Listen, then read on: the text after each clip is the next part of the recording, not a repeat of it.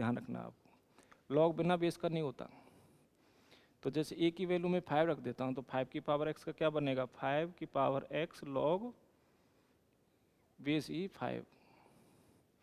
ऐसे D upon D x 6 की power x equal to 6 की पावर एक्स लॉग बेस ई 6।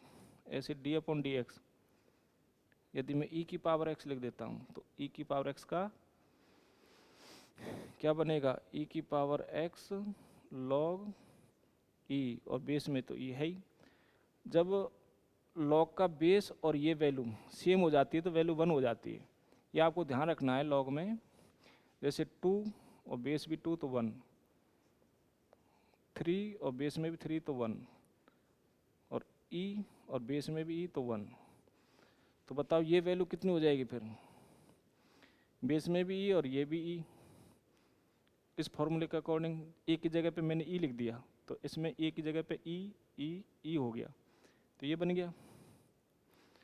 तो अब ये वैल्यू 1 हो जाएगी, ये फॉर्मूला है, ये याद रखना है आपको, रिमेंबर ऑलवेज, है ना, फॉर्मूला की तरह याद रखना है इसको, रिमेंबर ऑलवेज।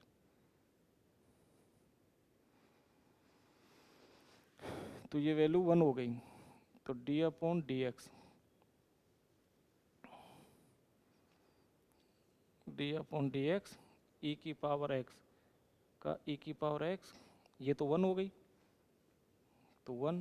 अब इन टू में 1 को लिखना जरूरी नहीं है, तो ई की पावर एक्स, तो ई की पावर एक्स का ई की पावर एक्स, है ना। तो वैसे तो ये फॉर्मूला होता है, लेकिन अपने को फिजिक्स में ये कम काम आएगा, मैथमेटिक्स में काम आता है ये, अपने को फिजिक्स में तो यही काम आता है ई की पावर एक्स का, इसलिए डायरेक्ट पहले मैंने ये लिख दिया था, लेकिन ये भी होता है इसलिए ये लिख दिया, है ना।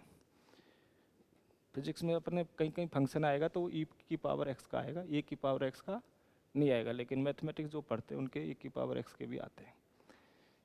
ये भी लॉग से संबंधित है, लॉग से रिलेटेड ये बात आपको याद रखनी है, ये केमिस्ट्री में भी यूज होगा लॉग से रिलेटेड, और अपन फिजिक्स में भी यूज करते हैं, मैथ में तो है ही, मैथ का तो टॉपिक ही है। उतार लिया आपने। अब देखो बच्चों, एक्सपोनेंशियल फंक्शन हो गया, पहला हुआ एल्जेब्रिक, दूसरा हुआ ट्रिग्नोमेट्रिक, तीसरा हो गया एक्सपोनेंशियल। ये जो ई की पावर एक्स की फॉर्म में जो फंक्शन होता है उसको एक्सपोनेंशियल कहते हैं, एक्सपोनेंशियल फंक्शन कहते हैं। ए की पावर एक्स को भी एक्सपोनेंशियल फंक्शन कहते हैं। अब फोर्थ टाइप के फंक्शन है लॉगरिथम।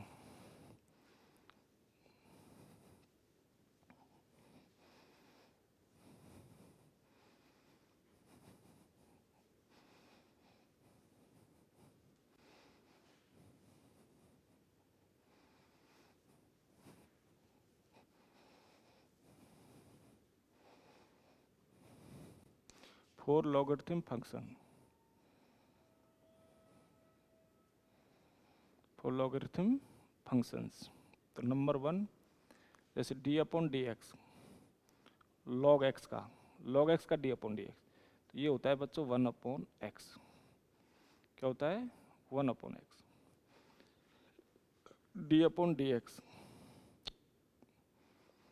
ये एक ही फॉर्मूला है ना। जैसे अब हमें करना है log 2x का करना है, सपोज करते हैं, तो log 2x का क्या बनेगा, तो D upon D x, log 2x को हम लिख सकते हैं log 2 प्लस log x।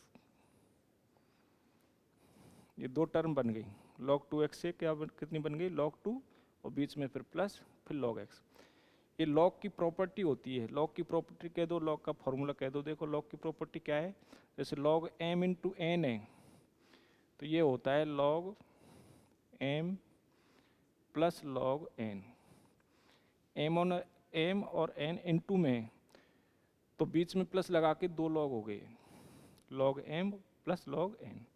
याद रखना है इसको, फॉर्मूले को, इस प्रॉपर्टी को।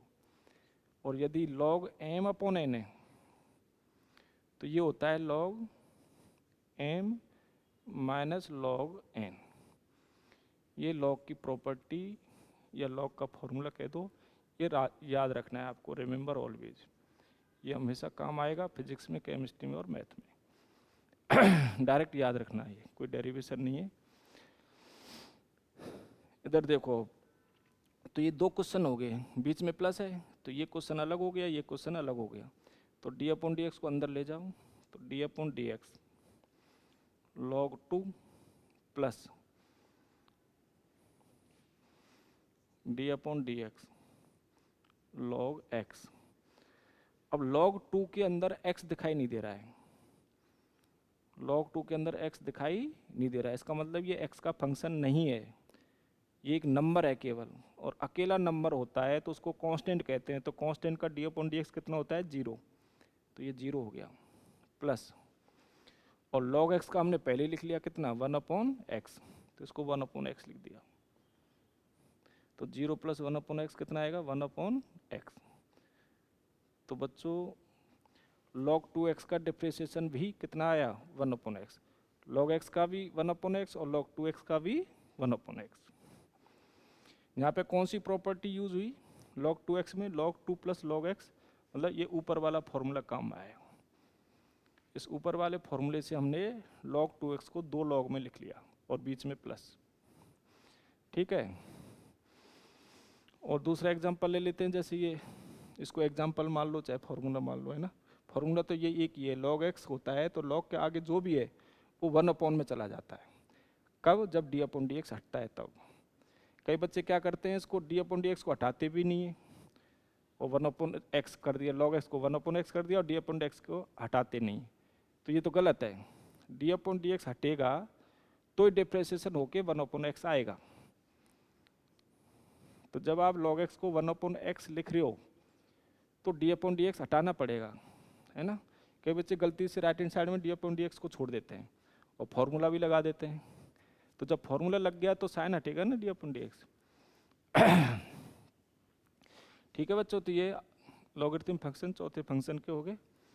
अब इन पर बेस्ड एक दो एग्जांपल ले लो।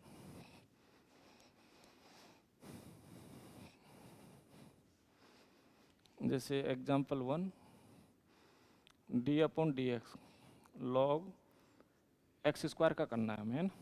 तो क्या होगा इसका, 2 जो पावर है वो आगे आती है, लॉग की एक प्रॉपर्टी, एक फॉर्मूला होता है, एक फॉर्मूला लॉग से रिलेटेड और याद रखना है आपको, लॉग m की पावर n है तो n पावर आगे आ जाता है, तो n log m, इसको फॉर्मूला कहो चाहे लॉग की प्रॉपर्टी कहो, ये रिमेंबर ऑलवेज।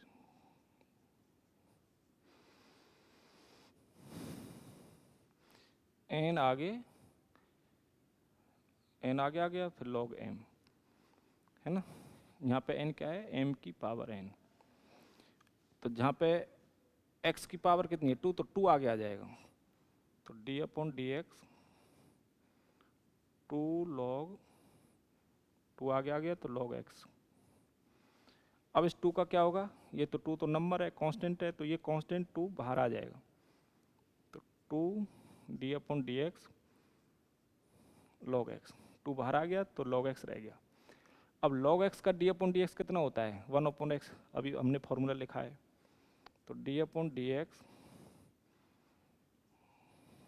log x आगे 2 है ये, इक्वल टू 2 log x का d upon D x 1 upon x, तो 2 इंटू 1, 2 इंटू 1 कितना 2, तो ये हो जाएगा बच्चों आंसर। log x स्क्वायर का आंसर को d upon D x of log x square कितना आया 2 अपॉन एक्स। दूसरा एग्जांपल देखिए, d upon D x log, जैसे साइन x का करना है हमें, है ना, तो इसका पहले log के अकॉर्डिंग, log के आगे जो होता है वो 1 अपॉन में चला, जैसे log x होता तो 1 अपॉन एक्स, लेकिन log साइन x है तो 1 अपॉन साइन एक्स, log के आगे क्या है साइन x, तो 1 अपॉन साइन एक्स हो गया। फिर log के जो आगे होता है उसका इनटू में और करते हैं, तो साइन एक्स का और करेंगे, तो d upon D x of sine x, तो 1 अपॉन साइन एक्स। अच्छा, साइन एक्स का d अपॉन डी एक्स कितना होता है, कॉस एक्स, तो cos x upon sine x क्या बन गया, cot x, ये आ गया। अब आप कहोगे पहले नहीं किया ऐसा, ऐसा पहले भी किया है, देखो d upon D x log x है, तो इसका होगा 1 लॉग के आगे क्या है x, तो जो भी आगे होता है वो 1 अपॉन में चला जाता है, तो 1 अपॉन एक्स। लेकिन इनटू में और करेंगे किसका, लॉग के जो आगे है क्या है x, तो d अपॉन डी एक्स और करेंगे किसका, x का। यहाँ पे तो साइन एक्स का किया है, यहाँ पे साइन एक्स की जगह पे क्या है x, तो x का इनटू में और करेंगे तो 1 अपॉन एक्स। अब x का x के रेस्पेक्ट में कितना होता है 1, यानी कह दो dx से dx एक बार कट हो गया, तो कितना बन गया 1 अपॉन एक्स। तो ये हमने फॉर्मूला पहले लिखाया था, ये फॉर्मूला है। तो इस फॉर्मूले में फॉर्मूला तो दिखाई दे रहा है लेकिन प्रोसेस भी दिखाई दे रहा है, तो दोनों चीज़ आपको ध्यान होनी चाहिए, फॉर्मूला प्लस प्रोसेस। तो ये इस तरीके से रिमेंबर ऑलवेज।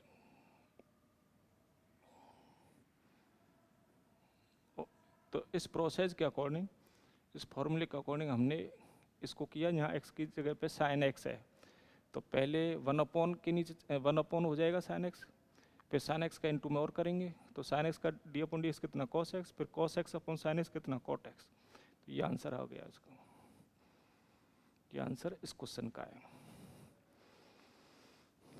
तो ठीक है बच्चों, 4 टाइप के फंक्शन होते हैं, चारों टाइप के फंक्शंस के मैंने फॉर्मूले के साथ प्रोसेस भी बताया है। फॉर्मूले के साथ प्रोसेस आपको ध्यान होना चाहिए, केवल फॉर्मूला याद होगा तो क्वेश्चन नहीं होगा। फॉर्मूले के साथ प्रोसेस